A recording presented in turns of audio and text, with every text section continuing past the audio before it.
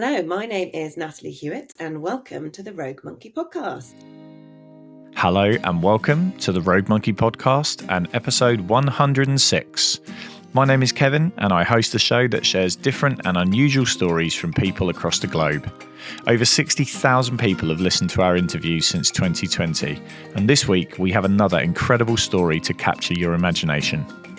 On the 3rd of February 2022, a major international scientific expedition set sail from Cape Town to explore the Antarctic, one of the coldest, harshest and most remote locations in the world.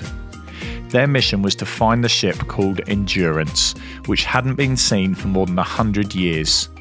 Using underwater robots, helicopters and other state-of-the-art technology, the Endurance 22 expedition was the first to locate and survey Sir Ernest Shackleton's lost ship, which sank in the Weddell Sea in Antarctica in 1915. As the saying goes, if you didn't photograph it, it didn't happen. The task of capturing the entire Endurance 22 expedition fell on the shoulders of Nat Hewit and her camera team.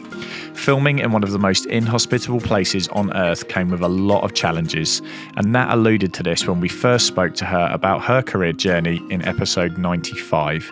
But this time round, Nat takes us on the full expedition, from the concept all the way through to the discovery itself. It is a wonderful story, and we cannot recommend enough watching the Endurance film, which is linked in the show notes. So we're going to get straight into it as we venture into icy waters for episode 106 with director Nat Hewit. Hello, Nat, and welcome to the podcast for the second time. How are you doing? I'm good, thank you. I'm excited to be back. How are you doing? Yeah, really good. When we last spoke, it was obviously off the back of what was an incredible journey, I guess, into documentary filmmaking, and we kind of explored your career. But today we're going to have a conversation around a very specific area, and we'll obviously link in the episode notes people who want to know a bit more about your story there. But do you want to give us, I guess, just a bit of a headline journey to kind of bring us up to today? Yeah, well, I mean, I've had a slightly unusual career, I guess, as sort of filmmakers go. I actually started out working for the BBC after I finished uni, and I actually started out working in events and kind of like in learning and sort of some of the learning campaigns that the BBC used to do. And from there, I actually ended up working in the science unit at the BBC, and I cards on the table, I'm not a scientist. I hated science at school. I did not want to take it any further. I remember like nearly having a breakdown over my physics GCSE because I just didn't understand. And I ended up getting my first job in television in the science unit at the BBC, and I was terrified because I was like, I don't know how to make TV programs, but I also don't know anything about science. And I thought that was maybe two challenges all at the same time might not be a good idea, but I had a blast. And I think I kind of came to realise that unlike all the other people working in the science unit with PhDs and all that kind of stuff, if I could understand the science and if I could communicate the science effectively, I think it meant that people at home could understand it too. And so I came to realise that actually not being a scientist was maybe my superpower in that job, because I was like, I need to sort of figure out how to make this understandable and accessible for anyone and everyone, and not just people who kind of have a real interest in this. And I loved it. You know, it was an amazing job, and I had so many adventures, and it was fantastic. But I kind of also have always had a passion for sort of human stories, and I think when I was little, like I remember I became obsessed with like Shakespeare at the age of like 7 or something, and I just loved storytelling, and I loved just like these characters and all these narratives, and I think as I learned how to make films, I had this kind of appetite for making more films about people, sort of moving away from kind of science and facts and that sort of content, and moving more towards human stories. And obviously you get those in science filmmaking as well. But I started moving over to documentaries, and I have had an amazing time making documentaries. I've made a whole bunch of different films about different topics. But I've ended up with this kind of quite, I suppose, unexpected, but also interesting niche in making films about, I guess, people on the edges of stuff. So on the edge of society, or on the edge of the world, or on the edge of themselves. And I just find it a really fascinating place to make films. So, for example, I filmed search and rescue workers in the middle of hurricanes in America. We're going into like floods and hurricanes and, natural disasters. And this is pushing everyone involved right to the limits of their abilities and technical abilities, personal abilities. I've made a couple of films in Antarctica, which obviously we're going to talk about, where you are literally right at the edge of the world. You're right on the edge of society. And very often you're kind of right on the edge of like human survival in many cases. And then I've also made films about, people who come to the edge themselves, people experiencing mental health challenges. So all kinds of stuff. And I think the things that I love to explore in all of my films is kind of like, what can this person or this situation or this place teach us about what it means to be human? Like, what does this tell us about who we are as humans, how we work, what makes us tick, and how we relate to the world around us and each other? And I think that is endlessly fascinating to me. And that's kind of what drives me in all of my work, really. And I think back to a few years ago, getting a message from a mutual friend saying, there's this really interesting thing being spoken about at Cambridge University. Come on up. And they've made quite an exciting discovery. And I remember sitting in the audience kind of watching the early feedback from the whole team that was there from the expedition that you went on. And even then, I think it was still kind of, you had all the resources in terms of the information and the tools, and it was, how is that story told? And here we are a couple of years later, and as you said, we'll come on to the endurance stuff in a sec, but you mentioned Antarctica, and I think a lot of people have probably watched a few maybe David Attenborough documentaries or whatever it is, but perhaps don't appreciate the A, how far away it actually is, and B, some of the niche things that come with being in that part of the world. So obviously you've been there a few times now. So do you just want to paint the picture, if you like, of what it's the place, the place as a whole? I mean, it's so hard to put it into words, because going to Antarctica is, for me, I mean, the first time I went to Antarctica, it genuinely felt like a life-changing experience. It's really funny. Like, the first job that I had going to Antarctica, I had previously been making a series for the BBC, and it was an expedition series, and two of the people on our expedition were polar guides, and so they'd both been to Antarctica loads and loads of times. And as we sat around the campfire at night, they would tell these stories about going to Antarctica, and I would sit there thinking, oh my goodness, that sounds horrendous. Why would anyone ever want to go there? It's like, it sounds really cold. You have to live in these tents. Everything gets covered in snow all the time. It's almost impossible to do anything at all. And I was like, that just sounds horrendous. Why would you want to do it? And then literally like 3 or 4 months later, I got a phone call from an old boss of mine saying, do you want to go to Antarctica on your own for 3 months? I need to know by tomorrow morning. And I just was so intrigued. It was that thing of like, I think I knew that this would challenge me like nothing else had challenged me before. And I really wanted to see what I was capable of. So I said yes. And I was terrified because it was, the first film that I'd ever shot and directed solo. And I was going to be like truly solo on my own in Antarctica. But I knew I had to do it. I knew I needed to do this. And I remember it took us a week to get there. So you had to like fly to Cape Town, and then in Cape Town we had a couple of days of prep, and then we got on this massive old Russian cargo plane to fly down to Antarctica, and there's like no windows in the cargo plane. So they had a TV mounted at the front of the plane, which had this like camera feed from like the nose of the plane. So the nose of the plane was actually clear, and they had this little camera mounted in it, and the feed came through to the TV. And so as we were kind of arriving in Antarctica, they put the feed up on the TV, and we were all sort of watching it, and it's just white, like all you could see was white. And I was just thinking, oh, right, we must be kind of far away, quite high still. And I'm sure we'll see that, like, they kept referring to the airport. And I was like, I'm sure we'll see it coming into view at some point. And then I kind of saw this like grey smudge, like down the middle of the screen. And I was like, what's that then? Like, that's, because I thought we was like really high up. And I was like, is that some kind of land feature? And then I realised to my horror that was the runway, and we were actually really close to landing.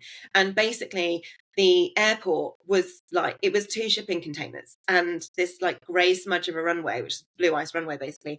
And I suddenly felt like sick to my stomach because I was like, oh my gosh, we are so far away. We are so isolated, and I am here all on my own. I don't have any team with me. And if anything goes wrong, it's just me. Like, I've only got myself. And I was like, what have I got myself into? This was like, what an idiot. What have you done? I was kind of like, well, they say to you before you go south, they say to you, just so you know, like, you can't come back until your plane ticket. So my plane ticket home was like 3 months later. And they were like, even if something happens to your family, basically the logistics are so bad, you can't come back before that plane ticket. So like, you just have to accept that and deal with it. And so I was sitting there thinking, 3 months until I can leave, and there's nothing I can do about that. So I was just like, I just have to get on with it. And I think living in Antarctica is a really surreal combination of being so isolated. Like, I remember 2 weeks into being there, going outside and seeing a bird in the sky and getting almost like a shock, because all I was used to seeing was flat white ice. There were no trees, there's no other buildings, like everything is flat and there's nothing on the horizon ever. And after 2 weeks of that, then seeing something in the sky, I was like, it's so weird. Like, I would never even think twice seeing a bird outside my window here. But there I was like, that's the first bird I've seen for like 2 weeks. This is so weird. And you have this kind of real sense of isolation. Like, you don't really engage with the news. Like, they print out a newspaper every lunchtime, which you can read, but I think people actually really enjoy not having to engage with the news, like not having it constantly in your face all the time. Obviously it's hard being away from friends and family, and it's hard, like back then in 2016 when I first went, there was really, like, the communication was not great. The internet was worse than dial-up, like, for those of us who remember dial-up. It was like, yeah, it was tough. And so often you just kind of didn't bother. You just kind of spent time with the people you were with, and you'd play board games, and you'd sort of have a drink in the bar in the evening, and you'd have dinner together and watch films. And in that sense, it was really lovely, because you really feel part of a community. And I think one of the things that was really striking, and which I tried to capture in that first film, was in that place, everyone in that community is necessary. Like, everyone is needed. If anything happened to one of those people, all of our lives would be at risk. If the generator mechanic gets hurt and then the generator breaks, like, we're all in trouble, because you've got no electricity, you've got potentially no heating, that kind of thing. And that's a really interesting way to live, where everyone in your society or community is necessary and needed. And so even though people might be from really different backgrounds and have very different political views or whatever, there's this kind of like commitment to getting along and to looking after each other regardless, because we know that we all depend on each other for survival. And that was really special. Like, I thought it was a really beautiful thing. Yeah. My mind's already casting back to the conversation we had with Brad, who, for those who haven't come across that episode, we interviewed Brad, who's on, I believe, the board of the Polar Institute that supported the mission. And I look at what Brad was talking about with a number of the explorers over the years, talking about recognizing the isolation. So understanding that you are getting dropped off at point A, and whether it goes well and you make it to the other side, or whether the next day you will get attacked. Whatever it is, you are not seeing another person for another year, 2 years, whatever the time scale is that you're working towards. And then he was painting the picture, I guess, with the modern day and age of saying, when you land and you get off your plane or your boat, whichever way you arrive, the next nearest humans are the International Space Station. That's closer than the next people going up, left to right, whichever way you go. And the story that we're coming onto is not told in 2016 when we had slower than dial-up internet. It was told a very long time before that. And I think that when we actually dive down into that and paint that picture and give people that perspective of going, how hard must it have been to do what the endurance team did, is obviously incredible. And I guess that leads me on to how did you first hear about it? And take us through before you've even set sail, so to speak. Talk us through like the Mm. story. Yeah, so actually, it's really funny because in the movie Endurance, that's obviously coming out, there's a scene where John Shears, who's the expedition leader, I'm sort of talking to him about his experience, because he was really the only person on the leadership team, certainly, who'd ever been to Antarctica properly before. I mean, Benson had made a couple of trips, but John's whole career was spent in Antarctica. He worked for the British Antarctic Survey for decades, and he's a real Antarctic expert. And I sort of was interviewing him about his experience there, and he said this thing to me on camera, and he said, going to Antarctica is like a drug. Like, once you've done it, like, it just has this hold on you, and you kind of have to keep doing it. And obviously that's really played out within his life. But when he said that to me, I kind of just felt really seen, because I had the same experience. Like, that first trip to Antarctica was really impactful for me. It was a really incredible experience. And I basically spent the following years trying to get back to Antarctica. And, often people would approach me with Antarctic film projects and sort of ask me to direct them. And I'd be like, yes, and we'd explore them. But, the challenge with Antarctica is always funding. It's so expensive and so hard to get there, that those things always take years and years to figure out. But then back in 2021, in the summer of 2021, I got a call from an old colleague, Dan Snow, and he said to me, we are potentially putting together a team to kind of make a film about this expedition that's happening in 2022, and they're going to go to Antarctica and they're going to try and look for Shackleton's ship Endurance. And he was like, we really need a director, and we think that you'd be perfect. You've got all this experience shooting in Antarctica, but also, we really rate your work and we love the way you tell stories. And he was like, would you be interested? And I was like, absolutely yes. I didn't even think for a second. I was like, definitely yes. And so we sort of chatted a little bit further, and I sort of decided to join the project. I thought it would be really interesting, and it was an amazing opportunity. We were sort of it was just an amazing opportunity to kind of shape this film, and it was really challenging, because essentially I had like a few days, and then I went to France in October 2021 to meet the team, the expedition team, and to see the new technology they were planning to use underwater, and kind of spent 3 weeks with them, getting to know them and trying to understand how on earth this was going to work. And from that, I then, taking a film crew to Antarctica and trying to shoot in Antarctica, you're basically mounting your own expedition as well. So I then had only sort of 3 or 4 months to plan this entire filming expedition, to go and film another expedition. And the logistics are so complicated, and just everything about that is a challenge in itself before you even leave the office. But I was really excited by it because, I, as I've said, have been obsessed with Antarctica since I sort of first went there. But also, the Shackleton story is incredible, and it's one that, being British, I think a lot of us kind of grew up with it. We kind of knew about it from being very young. It's sort of almost like a myth that kind of swirls around British culture.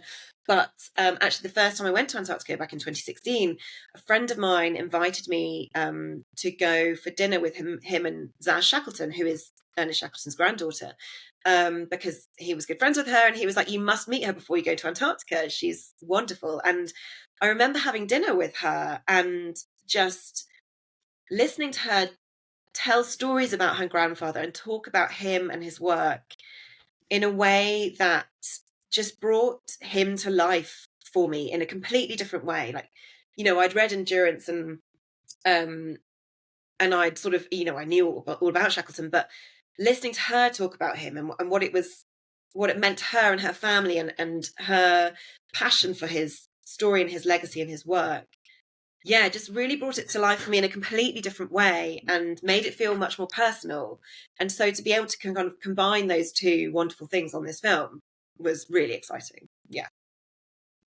So I guess, again, you can see that kind of that passion for storytelling coming through here, and having been fortunate to see that the end product, if you like. I think knowing when you go on a journey and you've taken on that that mantle of we're going to tell an amazing story here, there also comes a level of responsibility that comes with that, because it does mean a lot to a lot of people. There's a lot of heritage involved from a British and also global point of view. It's legendary. So just take us through your process in that kind of days, weeks leading up to the departure, where you were like, right, this is it, we're going for it. And how do you manage that? Because I think a lot of people would be it sounds great, and as you say, that you've got the overwhelming element of being in a place so remote and hostile.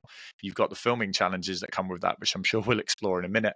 But the aspect of, you got to nail this. You've really got to nail this. And also, I think we should point out to everyone here, you've also got to find the boat, which obviously isn't your responsibility, but there's that element of it of going, we could tell this amazing story and go on this expedition, and the odds of finding it are still, it's a very, again, we'll come on to the challenges in a sec, but how did you manage that in those kind of last week, few days before departure to actually set sail? Yeah, it's a good question, because actually I feel like so much of my job is multitasking. So much of my job is like holding so many different things all at once and trying to juggle them. And that's everything from like relationship management through to logistics, through to kind of technical stuff, through to kind of team selection. There was so much to do in those sort of few months. And actually in the weeks before, with the actual sort of final few weeks and few days, like the biggest, most stressful thing actually was COVID.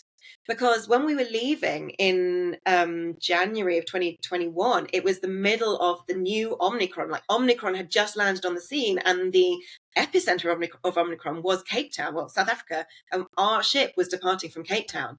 And so even in the weeks before we departed, I genuinely, like most of us, didn't think we would actually get to go, because the whole world was shutting down again, lockdowns were coming in again, and obviously all these rules were coming in again about travel. And there were a number of people, the team came from like multiple countries and continents across the world, and we were kind of like, if we can't get everyone there, then we can't do the expedition. And actually we had people like testing positive for COVID on the quayside. So we all had to do multiple tests in the lead up. We were quarantined in hotels in South Africa, waiting to get on the ship, and people were testing positive, and it was great. And then we all got on the ship. We had to test before we got on the ship on the quayside, and people who had tested positive like that tested negative that morning in the hotel, then got to the quayside and tested positive. And we were on the ship at this point, and there was this very stressful day where we were like, what on earth do we do? Because in fact, one of the people, it was a couple of team members that tested positive, and one of them was the paramedic. And it was like, we literally cannot go without the paramedic. We can't do this expedition. But we also can't bring COVID onto the ship. And then thankfully, by some, I guess, luck of the gods, maybe Shackleton was sort of smiling down on us, the South African authorities happened to change the rules that night. Which meant that ships were allowed to leave with COVID positive passengers on board as long as they were quarantined. And if we'd tried to leave the day before, like the whole ship would have been impounded, and we would not have been allowed to go anywhere for weeks. So, I mean, we almost didn't go. And that was, a sort of a very real risk in all the days leading up to it. Also, in I think it was like a week before, maybe 2 weeks before we needed to leave, one of my team members, when I'm making a film like this, like one of the most important things, in fact, probably the most important thing, is the team. So when I think about everything, all the logistics and all that kind of stuff is fine. It doesn't really worry me. It's just a matter of time and getting things done. The biggest thing for me is who is on that team. And it's interesting. I realized sort of from a lot of the reading that I've done, that as I was preparing for the expedition, I was like, I think me and Shackleton have something in common here, which is kind of like when Shackleton was like choosing his team for the endurance expedition, there's all these kind of tales that emerge where obviously he asked people about their skills and that kind of thing, but actually when he was interviewing people, he was asking them all kinds of other stuff, like as well, like can you sing me a song, or like can you tell me a joke, or he just kind of wanted to find out who these people were and what they were about and what they were like. And I totally get that, because realistically, when you're on an expedition like this and you're living and working together, on top of each other in these really stressful, closely confined conditions, the thing that actually matters the most, as you know, lots of people have technical skill, but it's the skill to be having each other's back all the time. It's the skill to collaborate, to work together, to look out for each other, to creatively problem solve, to get along with each other, to deal with stress, to deal with pressure, and to not, and to not be fazed by all of the kind of craziness that might happen. And that's what I was looking for. And it's so important. And I think that's what Shackleton was looking for as well. I think he knew that he knew that he needed people who could not only have the technical skills, but had the mindset as well. And actually, so about 2 weeks before we left, one of my team had to pull out, and because for health reasons. And so I had 2 weeks to find a new team member who could A, do the job, B, just leave for like 2 and a bit months at 2 weeks notice, and C, like fitted that bill. And I was really lucky that I had an amazing team with me. And they did a fantastic job, and I was so lucky to have them. Well, we'll talk about that. And my expeditions certainly have never been anywhere near yours. I went out to the Scottish Highlands earlier this year, and I remember the boat pulling out of Scrabster Port on the north coast, and when you're going off into, I guess, uncharted waters heading north for me, as it pulls out of the port, you look back and go, and we're off. Just talk us through the mood on the boat when you finally got through all of those challenges, hurdles. Everyone's there. Everyone's made their departure, even if they're hiding in quarantine on the boat. What was that feeling when you left the port and looked back and went, this is it, we're off? Yeah, I mean, so I actually had food poisoning for like 4 days before we left. So I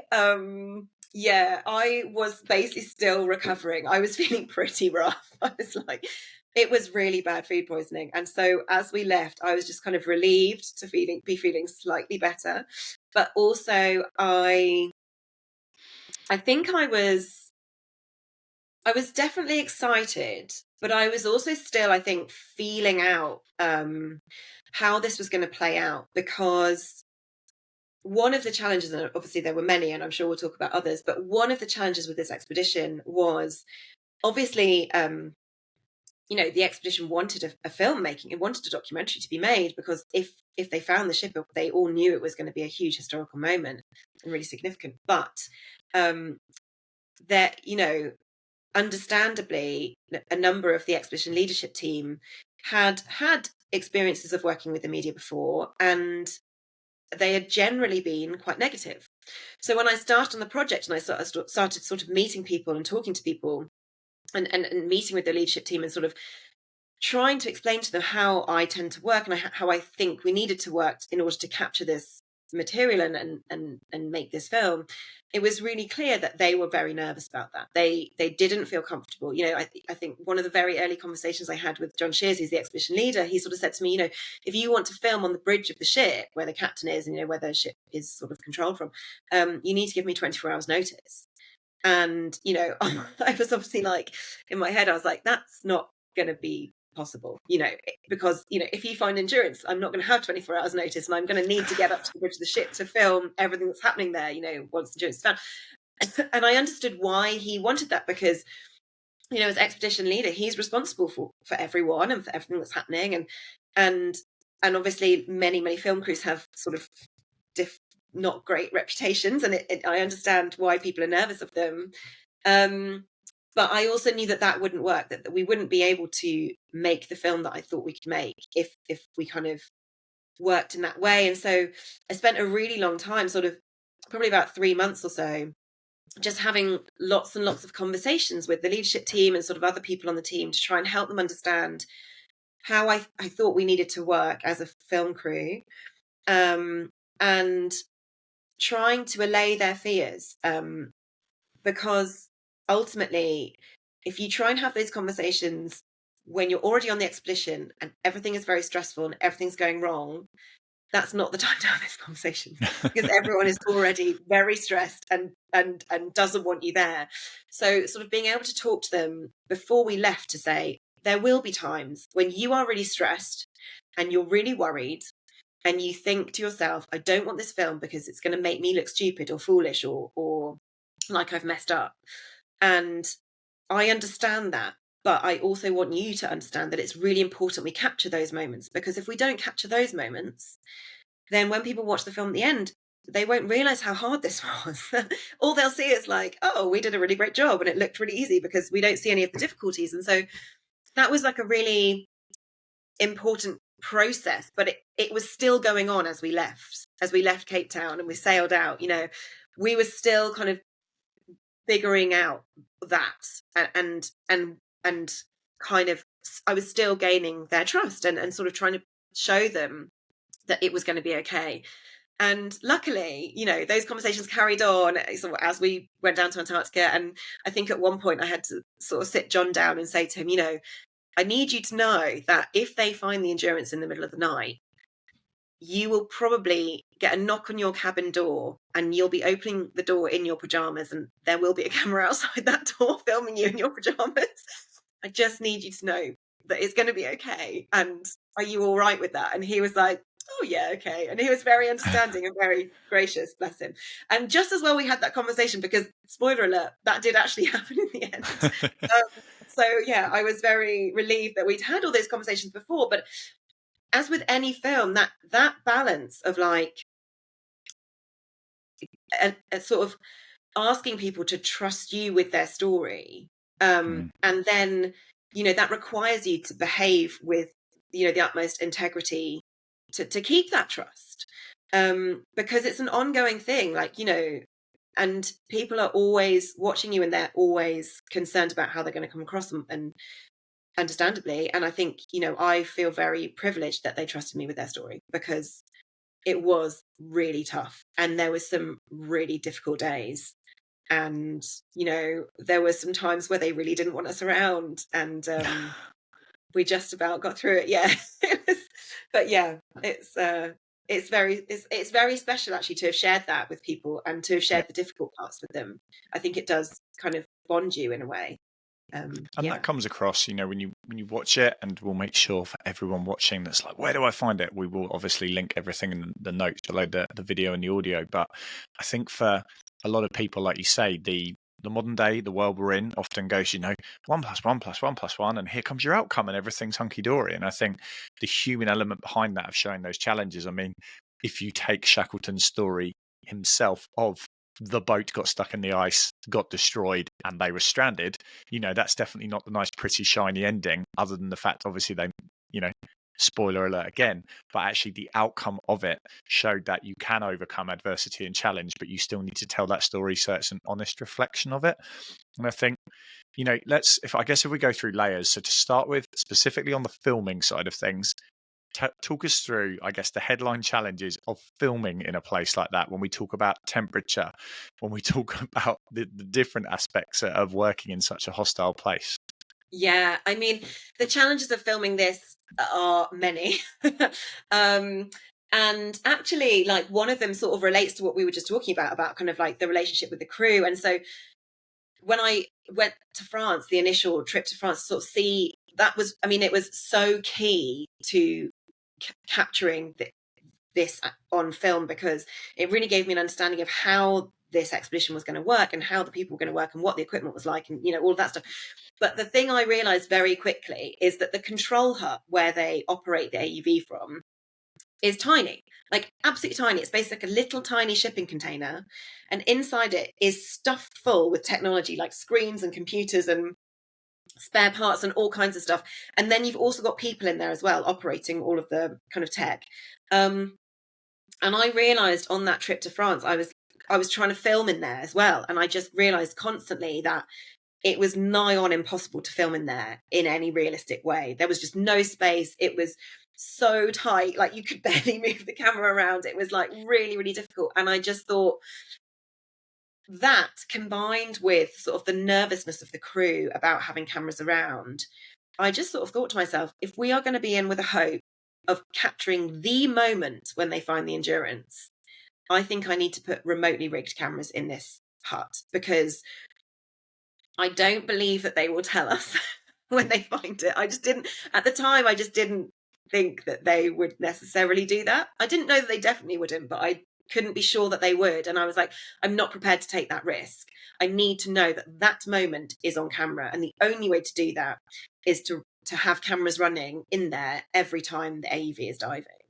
So that, but then the other problem with that is the reason the hut was so small is because at one point there was a possibility that we might have to do everything via helicopter operation. So there was a plan B that if the ship couldn't get to the search location, we would helicopter all the equipment onto the ice, dig a big hole in the ice, and send the AUV through the ice to go and search. And so that meant that everything was weight restricted. Like absolutely everything we took was weight restricted. So not only do you have the kind of challenge of you have to take kit that can survive these very, very, very low temperatures, it also has to be as lightweight as possible and small as possible.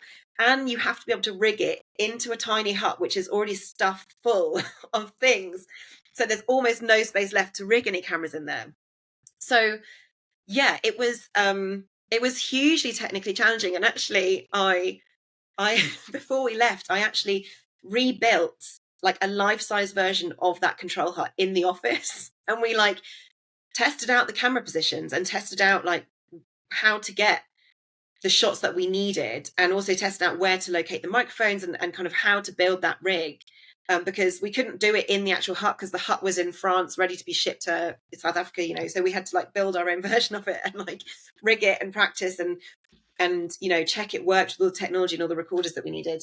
And then yeah, like as I say, like filming in those conditions is a nightmare. You know, we had to select camera kit for use outside which could withstand the conditions, and actually even then some of the cameras, like, you know, the LCD screens on the cameras started to freeze. We were sort of strapping heat packs to everything. One of my cinematographer's eyelashes froze. One morning I came down and was sort of just checking in with him, and I was like, James, your eyelashes have frozen, like can you still see? And he was like, oh yeah, it's a bit cold out here. And you know, when you're operating cameras, you can't wear the big giant gloves that everyone else wears when they're doing Antarctic, you know, expeditions, for example, because you need the dexterity in your fingers to be able to focus and use all the buttons and, you know, all that kind of stuff.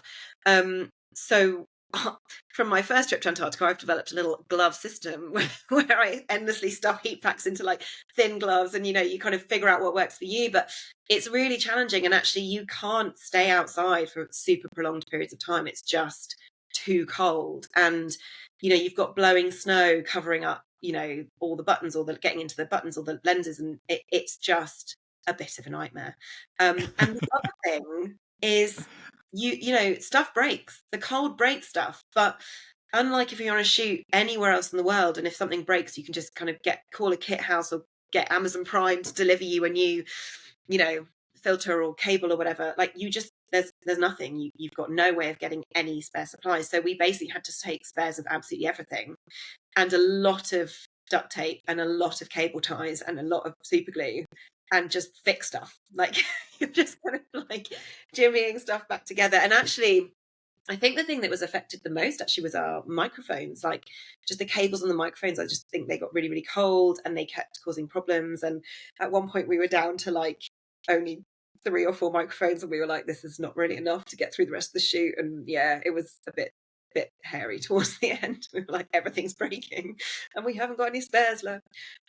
Yeah, it's a big undertaking. You sort of have to think about 1,000 steps ahead before you leave, because once you've left, that's it. Yeah. So take us on to like the daily life, because obviously it's not a, you know, a 1 hour ferry crossing like it is on the channel when you depart Cape Town. So just take us through the daily life, and also the aspect, I guess, of dealing with so many moving pieces, because like you said, there are frustrating days, there are challenging days. You know, we'll talk about perhaps some of the false alarms, if you like, in terms of finding it. You know, there's a lot of emotion going around in that situation, and it's a time sensitive thing. You know, you are coming back on this day whether you find it or not, and that's again, it's an added layer to all of this. So just talk us through a little bit of, I guess, a normal day in inverted commas. Yeah, I mean, it's funny because one of my cinematographers is actually from a drama background, so he usually shoots fiction films. And when we were leaving, he was sort of saying, "Oh yeah, I was chatting to some of my colleagues, and they were asking what I was working on, and they sort of said, what's the script like, and what are you filming?" And he was like, "Yeah, there is no script. Like we basically don't know what we're filming." And they were like horrified. They were absolutely terrified because actually, that is a terrifying thought. Like it was a lot of pressure. We were getting on that ship, and obviously I had an idea of what I wanted to capture, and in your head as a director, you're always planning out what scenes you think you can capture in order to tell the story that you think is going to happen. But inevitably, the story changes every single day. And certainly on this expedition, it very much changed every single day. And so, but I think that's highly stressful because you're constantly having to adapt and sort of think, okay, well, I was going to film this today because I thought this is what was going to happen. And then, every morning I was getting up at sort of 5 or 6 to go to the captain's meeting, which happened sort of like 7 a.m. And you'd find out what happened overnight, and you'd sort of also hear the plan for that day. And often within an hour, that had already changed. So you're just constantly reacting and responding and changing and updating. And it's quite stressful. It's a lot of work because nothing is ever set. There's a lot of work mentally, but it's also, I think trying to manage your team, that's quite difficult because people like want to know what they're doing, and you're sort of constantly having to change that. But also you're constantly having to negotiate with the people you're filming because they might not appreciate that actually, like, if this changes and you're doing this now, I actually really need to film that because it's a really important part of the story. So I feel like as a director, you're constantly managing the logistics of everything, but also kind of trying to keep the show on the road kind of emotionally and story wise. And that is really, really hard. It's really hard. But it's also really, I find it absolutely fascinating. It's so interesting. It's one of the things I love about the job because you're surprised on a daily basis. And I think I love making films like this specifically because you're filming people who are constantly being challenged. And that's the thing that I was so impressed by with the expedition team.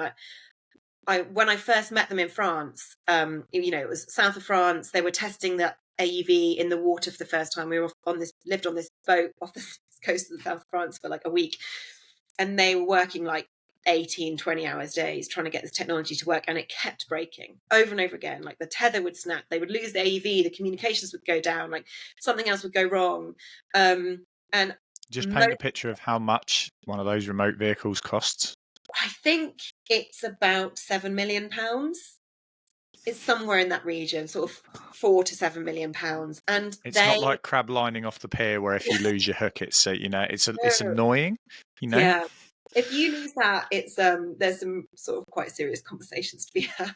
And I saw them working on it in France, and everything was going wrong all the time. And most of those guys had never been to Antarctica before, had never experienced conditions like that before, and I had. And I sort of was sitting there thinking, my goodness, I cannot see if this is how difficult it is in lovely sunny south of France. This is going to be, impossible by the time we get to Antarctica. I was just like, I honestly didn't think they had any hope of finding the shipwreck. I honestly didn't. And obviously I didn't want to say that to them because I didn't want to be discouraging. But to myself, I was like, I don't think they're going to find it. There's just no way. But the one thing I did see during that period was this team's incredible ability to problem solve and find creative solutions, like collaborate to find creative solutions. And that was the one thing that, and they were led by Nico, who is, as you'll see in the film, he's like one of the most tenacious and determined people I've ever met in my whole life. He famously sort of said to us, I don't have plans A to Z because then I can only have 26 plans. Like I start at plan 1 and then I can have infinite plans. And every time something goes wrong, he's just like, right, well, what's the next plan? How do we solve this problem? What are we doing? And his team have the exact same attitude. And I've never seen that before. I was like blown away by it. And when I saw that in France, I was like, okay, well, if these guys are going to do it, it's because of this.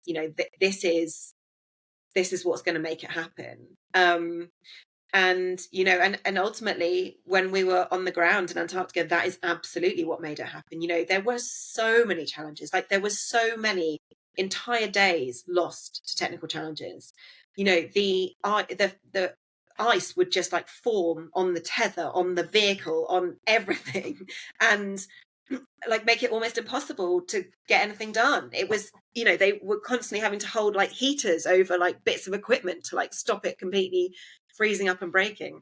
It was endless problem solving, but that's what I loved about it. It was so inspiring to see that, because I think seeing that kind of tenacity modeled, I think is really powerful. Well, take us through, let's call it the false summit and then the actual summit. And again, for context, how deep are we diving here? What depth are we having to go down to every single time? Because this isn't just a pop your head over the edge and, oh, it's not there, let's look over here, Yeah, so it's over 3,000 meters to get down to the seabed in the Weddell Sea.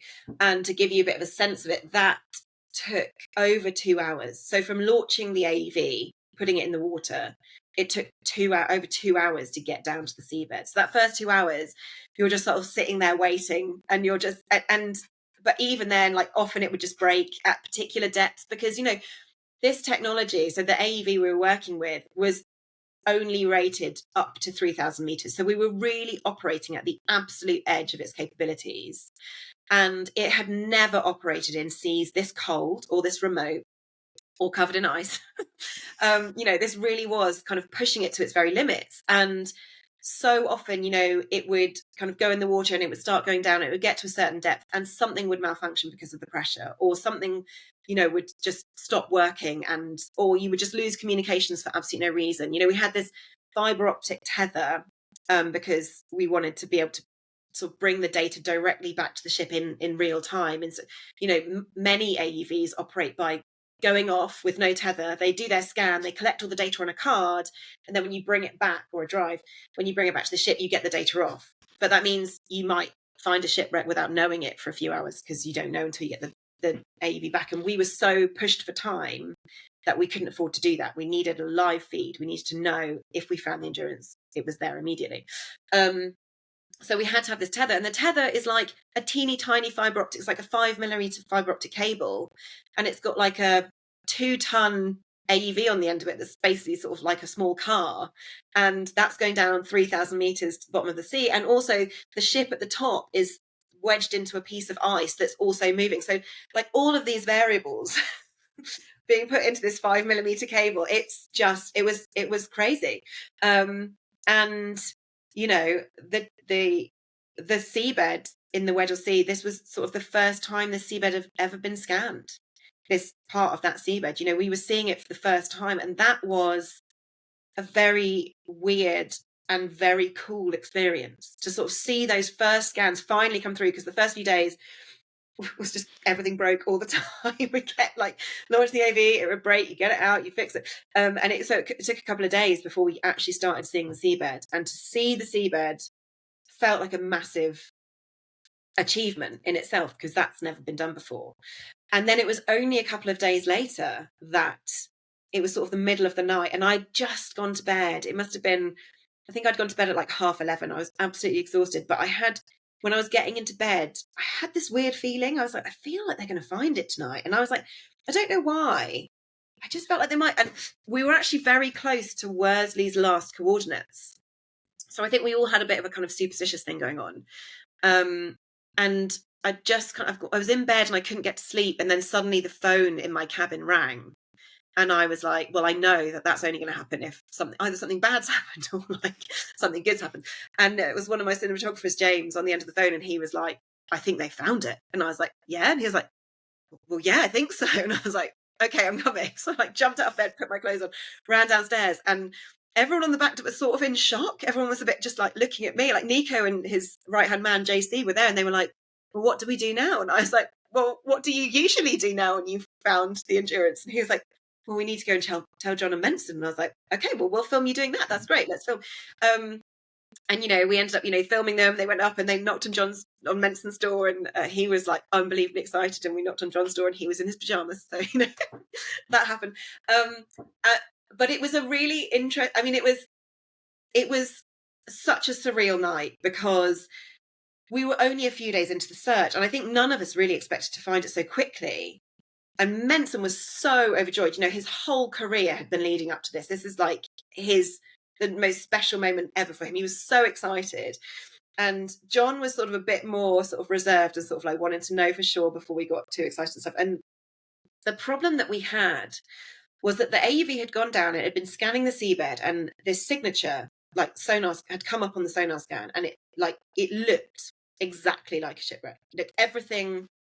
If you look in the textbooks of what a wooden shipwreck of the size of the Endurance would look like on a sonar scan, that's exactly what it looked like.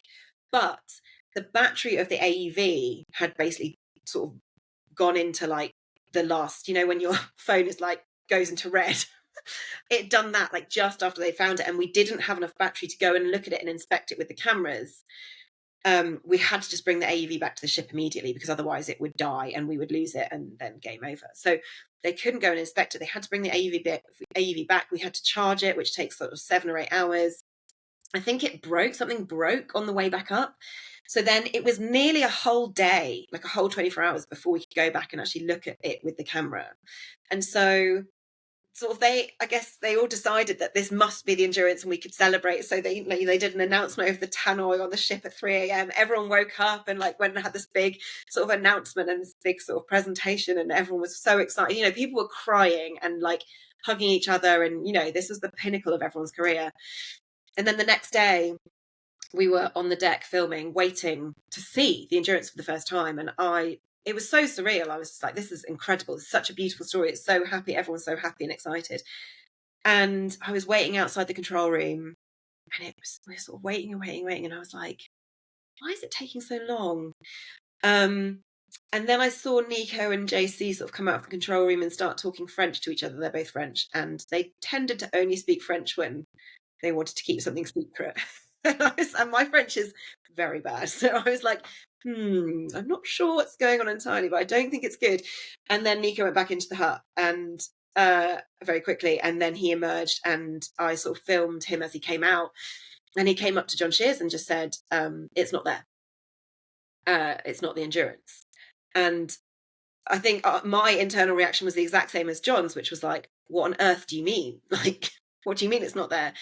And basically they had gone down with the camera to the exact location where the sonar scan had shown the shipwreck, and there was no shipwreck. There was kind of like what they think is sort of a piece of wood and maybe a few pieces of coal, but there was no shipwreck. And it hit everyone for 6. Everyone was devastated and confused, and just, it was crazy. And so my brain was then running at like 1,000 miles an hour, being like, oh my goodness, what does this mean? And what do I need to do in order to capture the story that's about to unfold? Because I knew that Nico would already have the next plan. So we just kind of followed these guys as like, Nico was sort of like trying to make a plan.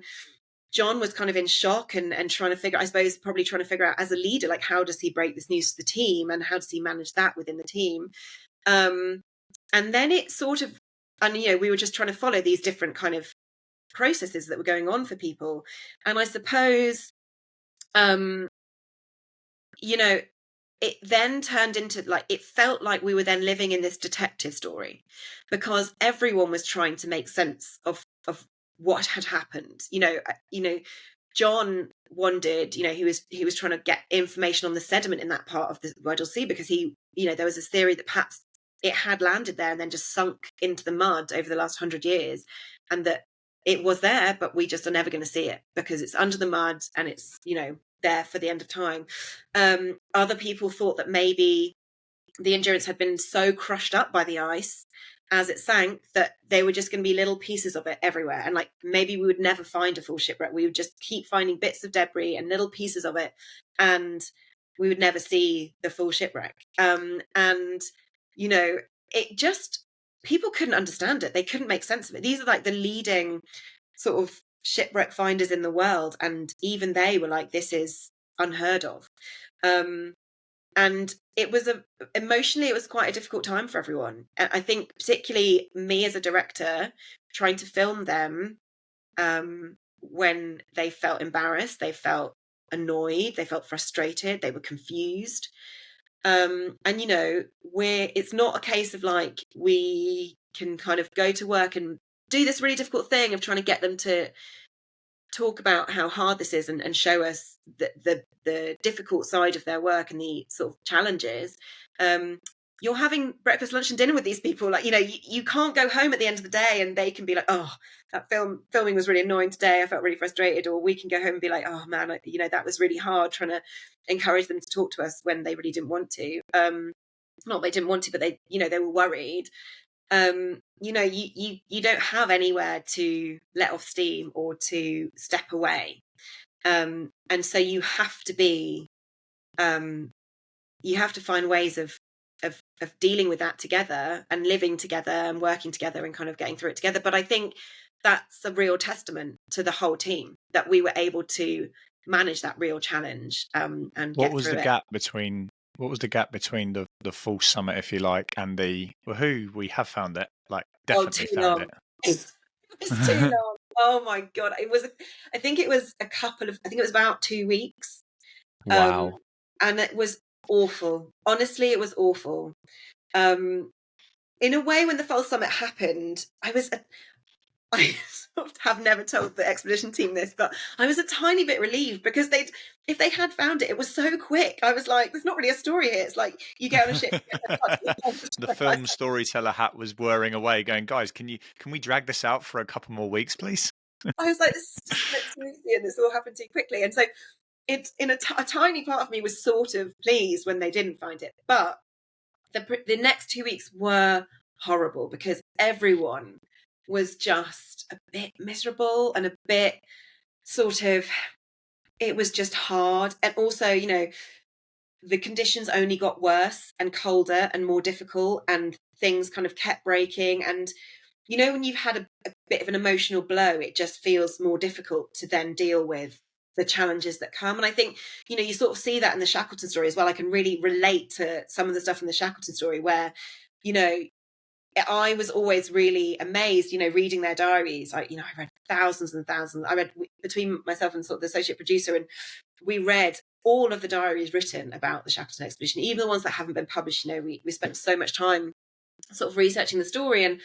And when you read their diaries, you actually see that a lot of the time they were having a great time, and they sort of, it wasn't like they were sad and miserable all the time and it was so difficult. There were lots of moments of levity and stuff, but there are a couple, just one or two occasions where they really have taken a massive blow, and you really see them sort of kind of going down and struggling. And I think I could identify with that. In those 2 weeks, it was just really difficult. And towards the end of the 2 weeks, we'd got to the end of the initial charter of the boat, and we'd had to extend it because we still hadn't found the ship.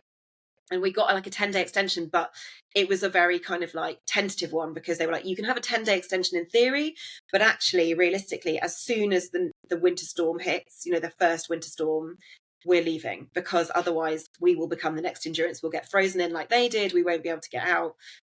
So we were so dependent on the weather, and every morning you were like, is today the day where it gets cooled off? Is today the day where we have to leave empty-handed? And I started having to have conversations with Dan Snow about what do we say to the media if we leave empty-handed? We'd had so much media interest. We'd had so many people following the expedition because so many people were excited about it.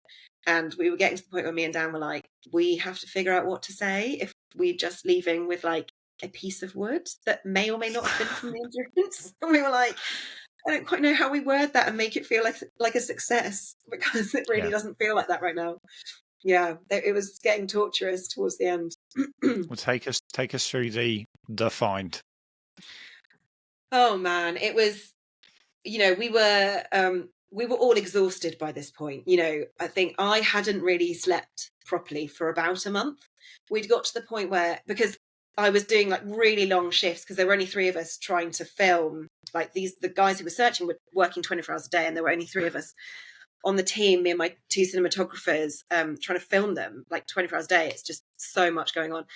So I was doing these really long shifts, and then whenever I would go to bed, like the ship had to move. It's an icebreaker and it has to move, so it was breaking ice, and trying to sleep on an icebreaker when it's breaking ice is like trying to sleep through a kind of 3-hour earthquake. It's like the whole ship is just vibrating, and you nearly get bounced out of your bed. So I basically wasn't sleeping at all, to the point where Menson actually, towards the end of the expedition, asked the doctor to check on me because he was so worried about me, because I was so exhausted and I just looked like a complete zombie all the time. So we were just so tired, and we were trying our best to kind of keep going. And every day we would go down to the back deck and we would sort of film with the team and try and work out what they were doing. And this one day we were there, it was really cold, so we were kind of in and out from the back deck, trying to take shelter inside and sort of waiting to find out what's going on. And then Nico called us over and he sort of said, "Can you come and talk to me?" And so we did.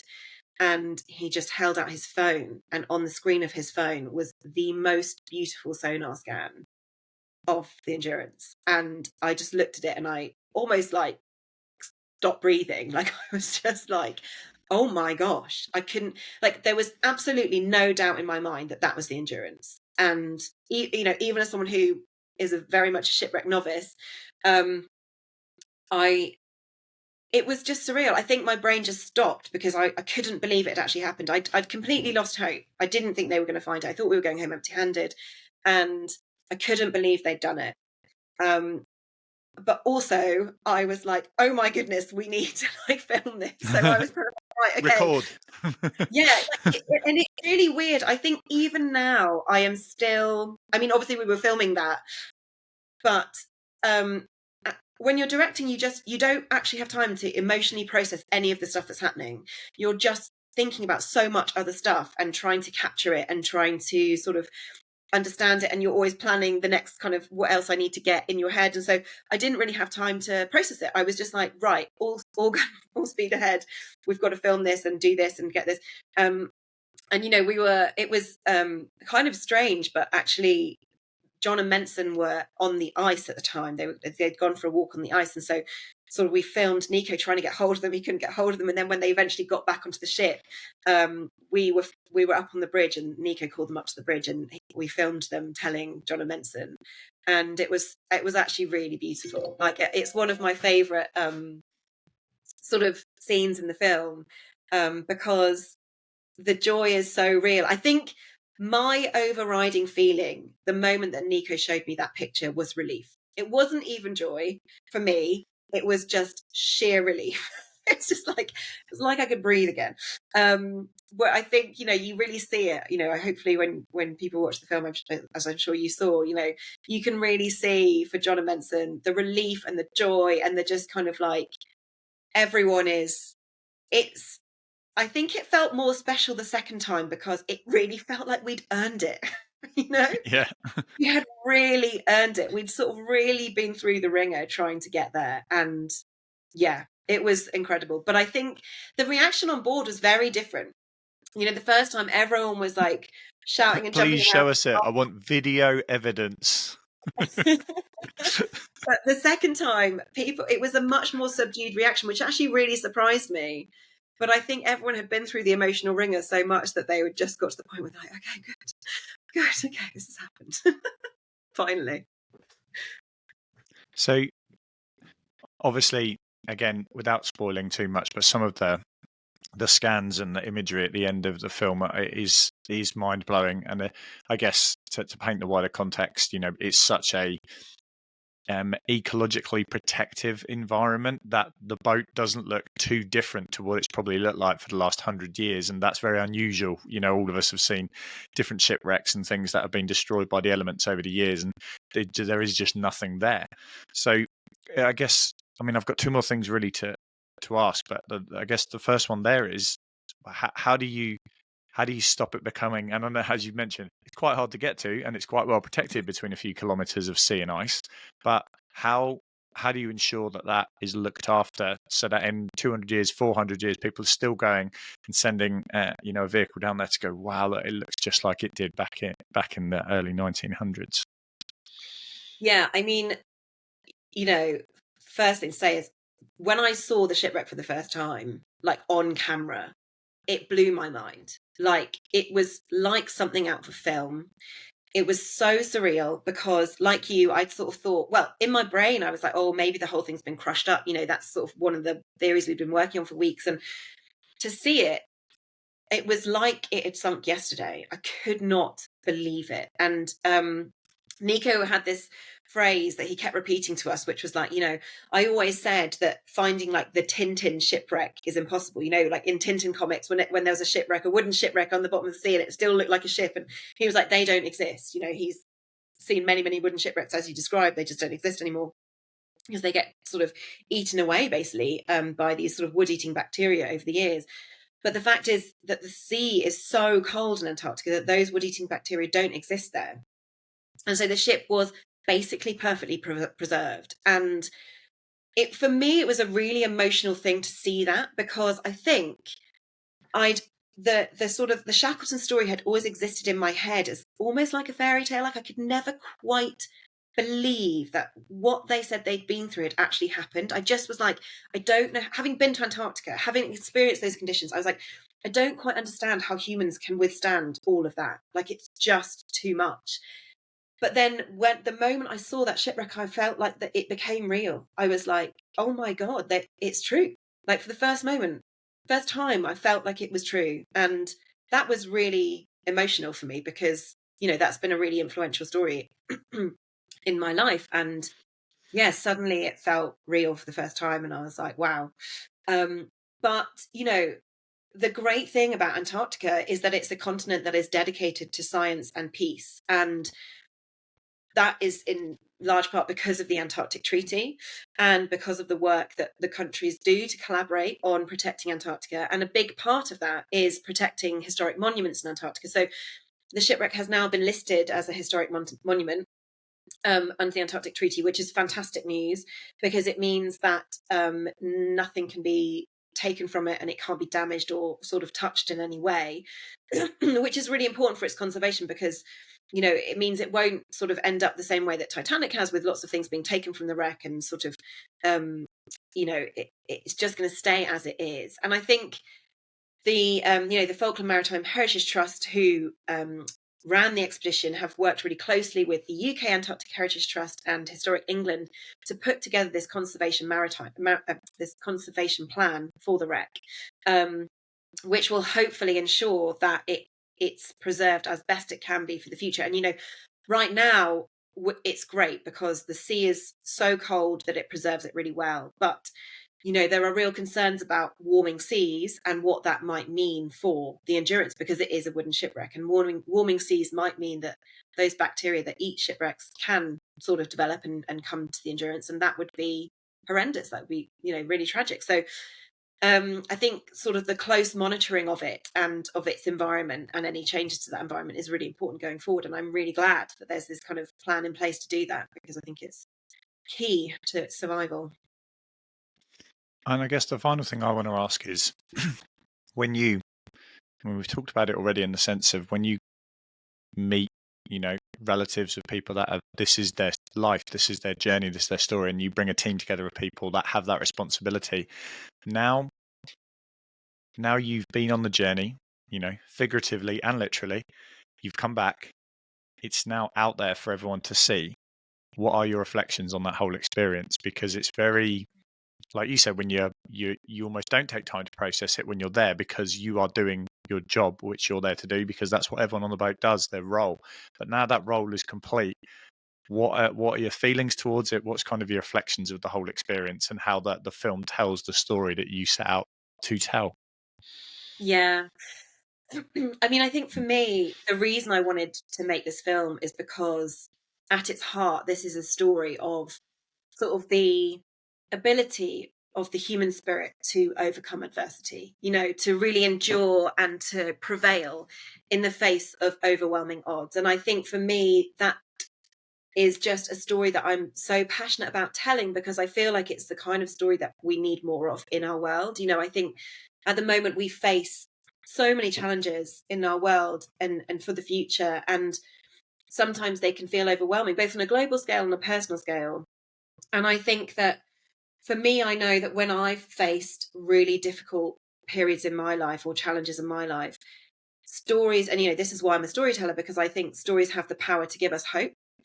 And they have the power to inspire us to keep going when things feel overwhelming, and when the odds that we might face in our personal lives are overwhelming. And I think I really am so excited for people to watch the film Endurance, because I really hope it can bring hope for them as well. If people are experiencing difficult situations or facing a challenge in their own life, I really hope that they can watch it and see these two expeditions, separated by over 100 years, but both at their heart sort of living out this resilience and this kind of hopefulness in the face of overwhelming odds. And I just hope that, that's something that can bring a little bit of light to people and to people's lives. And I really hope people enjoy it. It was such a privilege to be trusted with those two stories. As you said, I spent time meeting with descendants of the original Endurance crew, and I just think, speaking to them, you really get a sense of how powerful this story is. It still inspires their lives, and it still impacts them, and they're really passionate about bringing it to more people. And I really hope a whole new generation can discover this story through the film, because it's one that seems timeless now. It's such a privilege to have worked with it, and I had a great time. Yeah. Amazing. And I think there will be that, there's always, we can all think back to our school years of those stories and things that capture us. And I think, like you said, there's a whole generation now that will be watching that going, wow, where else can I explore? What else is there out there to discover? What stories can I tell? And whether that's, the next generation of captains that go out and sail the high seas, whether that's people that want to, venture out into space, as we're now doing, and all these other things, it's founded on the principles of those people from the last generation and the generations before that said what is possible.